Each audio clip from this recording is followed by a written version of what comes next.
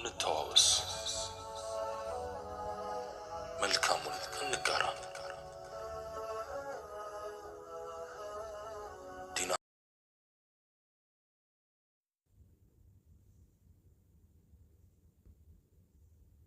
የሚያሸንፍ ፍቅር። አንድ ሰርግ ውስጥ አንድ ሽማግሌ ሙሽሮቹ ሊመርቁ ቆሙና አጣልቶ የሚያፋቅር አጋጅቶ የሚያጣብቅ ፍቅር ይስጣችሁ ብለው ሲመርቁ ነው የሰማሁት። እስካሁን ብዙ ሰርግ ብዙ ሰርግ ላይ ተጠርቼ ምርቃን ሰምቻለሁ። እንዲህ ያለ ምርቃን ግን ሰምቼ አላውቅም።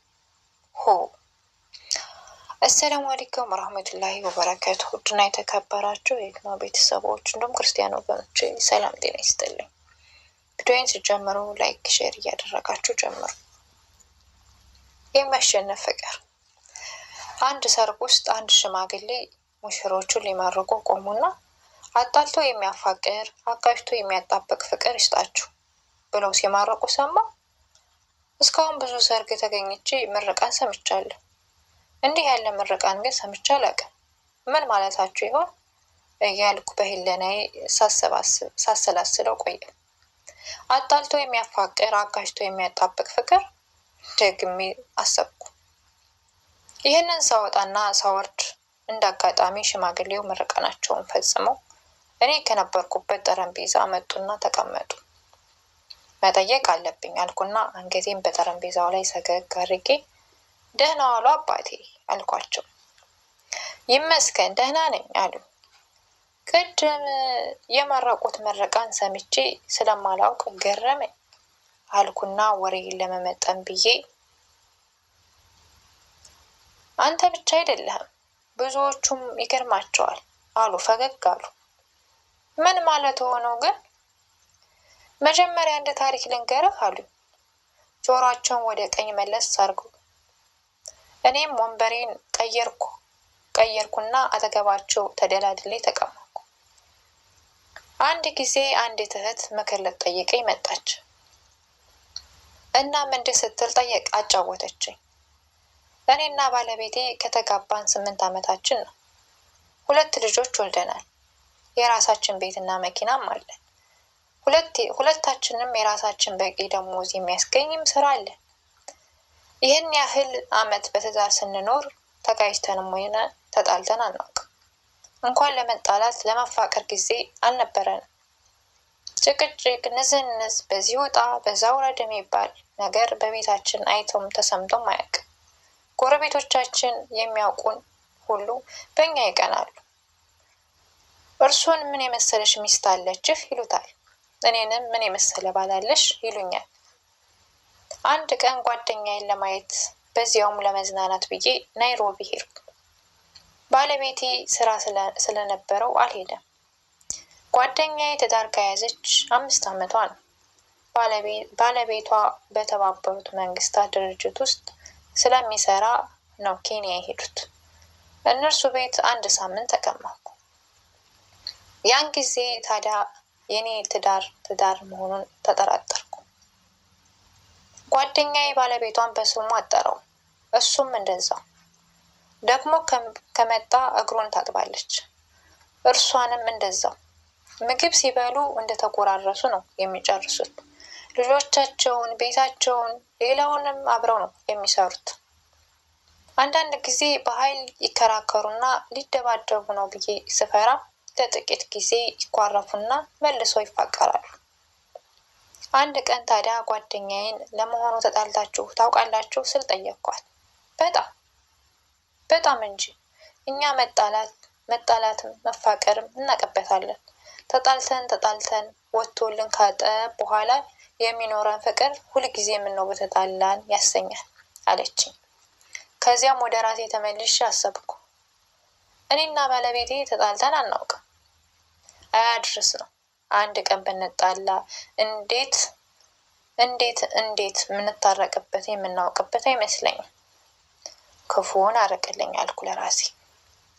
ግን እኛ ተጣብቀን ነውስ ተፋቅረ የምንኖረው ብዬ ራሴን ጠየቅኩት። ሳስበው ግን በመጠባበቅ እንጂ በመፈቃቀር የምንኖር አይመስለኝም። እና ትዳሬን ጠላሁት አለችኝ። ችግሩ ገብቶኛል። አንድ ጥያቄ ጠየኳት። ለአንቺ ፍቅር ማለት የጠብ አለመኖር ነው ወይስ ጠብ ማሸነፍ አልኳት። ቀና ብላ አየችኝ። አልመለሰችልኝም፣ ዝም አለች። ለመሆኑ እንደምትጣሉ ታውቂያለሽ? ለመሆኑ ለምን እንደማትጣሉ ታውቂያለሽ አልኳት። ለምን ይመስልዎታል ብላ እኔኑ መልሳ ጠየቀችኝ። የማትጣሉት ስለማትገናኙ ይመስለኛል። የት ተገናኝታችሁ፣ የት ተነጋግራችሁ፣ የት ተከራክራችሁ፣ የት ተቀራርባችሁ ትጣላላችሁ? መጋጨትም እኮ መቀራረብ የሚመጣ ነው። እናንተ ጠብም አይደለም ያሸነፋችሁት፣ ጠብን ነው የሸሻችሁት። አለመሞትና መሞት ማሸነፍ ይለያያል። አለመጣላትና ጠብን ማሸነፍ ይለያያል። ሐኪሞች ለምን ክትባት እንደሚወጉን ታውቂያለሽ አይደል? ክትባቱ የሚሰራው ከሞተ ቫይረስ ነው። ለምን እየታገለ ቫይረሱ ወደ ሰውነታችን ሲገባ ሰውነታችን ጦርነት ተከፈተብኝ ብሎ ራሱን ያዘጋጃል፣ መድኃኒትም ያመርታል። ራሱን በሽታውን ለመከላከል ዝግጁ ያደርጋል ማለት ነው። ልምድ አዳበረ። በሽታውን እንዴት እንደሚያሸንፍ ኃይልና እቅም ግንዛቤ ያደረገ ማለት አይደል? ትዳርም ይሄ ነው። ክትባት ያስፈልገዋል። ወደፊት ከባዱ የትዳር ቫይረስ መጥቶ በበሽታ እናንተን ጠራርጎ ከመውሰዱ በፊት ደካማውን ቫይረስ መከተብ አያስፈልግም? ኃይልና እቅም መፍጠር ያስፈልጋል። ያልተከተበ ልጅና የተከተበ ልጅ ልዩነታቸው የሚታወቀው በሰላሙ ጊዜ አይደለም፣ ወረርሽኙ ሲገባ ነው። ያን ጊዜ ማን ማቋቋም እንደሚችል ይታያል። ሁለታችሁም በየፊናችሁ ትውላላችሁ። ከዚያ ወደ ቤት ትገባላችሁ፣ እራት ትበላላችሁ፣ ይቀጥላል። ቤት ውስጥም ብትሆኑ አንቺ ጓዳ ነሽ፣ እሱ ደግሞ ቴሌቪዥን እያየ ነው።